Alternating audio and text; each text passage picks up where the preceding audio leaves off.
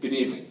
For tonight's episode of 60 Minutes, we will take an in-depth look at the one-year anniversary of the Boston Marathon bombings.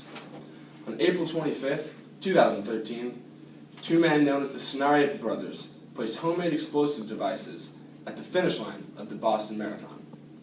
As thousands cheered and many, many more actually ran the marathon, the bombs detonated at the finish line, killing 3 and wounding many others.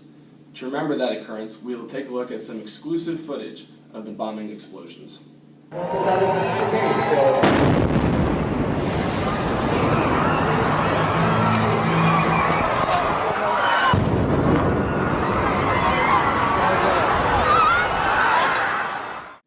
In the aftermath of the explosion, such questions were raised like, who were these people? What was their goal? And why did they bomb the Boston Marathon? Little by little, investigators began to piece together information that resulted in one single conclusion, that this was in fact an act of terrorism against our great city. To better understand the events that transpired, we bring in CNN official terrorist correspondent Sophie Laurito, all the way from Argentina, to help us better understand the Boston Marathon bombing. So the question remains, Sophie, can you help myself and the American viewers better understand what terrorism is? Well, terrorism is not something I can easily define, seeing as there are many broad definitions for it and it's a very controversial topic. But as my colleague Katja Doran would say, terrorism is any organized set of acts of violence designed to destroy the structure of authority, which normally stands for security, or to reinforce and perpetuate a governmental regime whose popular support is shaky. It is a policy of seemingly senseless, irrational, and arbitrary murder, sabotage, assassination, and other forms of violence. So in your professional opinion, would the acts of the Boston Marathon bombings be classified as terrorism? Of course. 2 men, unrelated to any government institution, created and detonated 2 bombs with the intent of hurting and murdering innocent people in order to get a reaction from the government. To me, that seems like a clear act of terrorism. So then why would 2 lone civilians with no known connections to any terrorist organization or government organization commit these acts? Well, often when looking at terrorist attacks, we must look at the historical background of the situation. These 2 brothers were from a violent and unstable territory of Chechnya, but had come to the United States at an early age. However, the 2 brothers were radicalized by extreme Islamic beliefs and wanted to defend Islam from the United States after its involvement with both Iraq and Afghanistan, as they believed these wars were waged particularly against Muslims.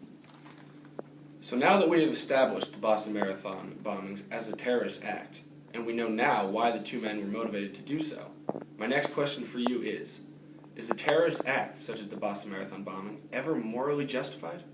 Morally, I don't think it can ever be justified. And how would you support this belief?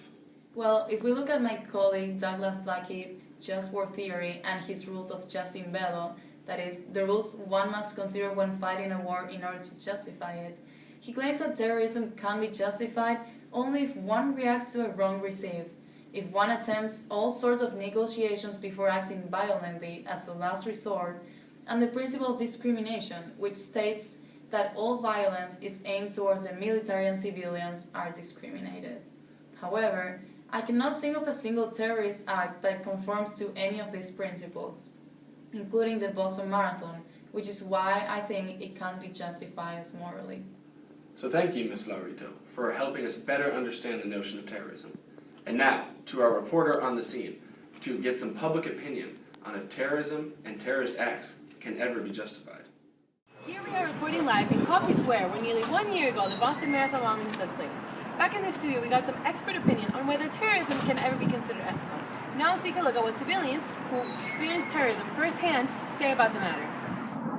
To be honest, I don't think it can be justified because such as like Boston Marathon, those were on people who weren't really responsible for the actions that these terrorists were trying to terrorism acts on people who aren't responsible. We don't really necessarily tell our government to do certain things, so we can't be held accountable for these terrorist attacks. So it can't be justified.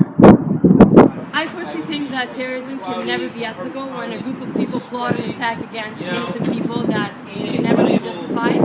Everyone has a the right to life and that poor little boy that was waiting at the finish line for his mom.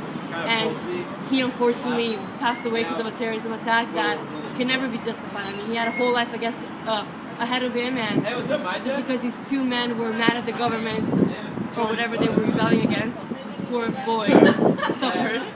So I personally think it can never be justified and can never be ethical. So, yeah. Regardless of moral justification or official definitions, acts of terrorism lead to destruction and violence wherever they may occur. This is especially true when they occur right down the street from us, and it is the reason why we remember the Boston Marathon bombings with especially heavy hearts. Reporting for CNN's 60 Minutes, this is Dan Marconi, signing off.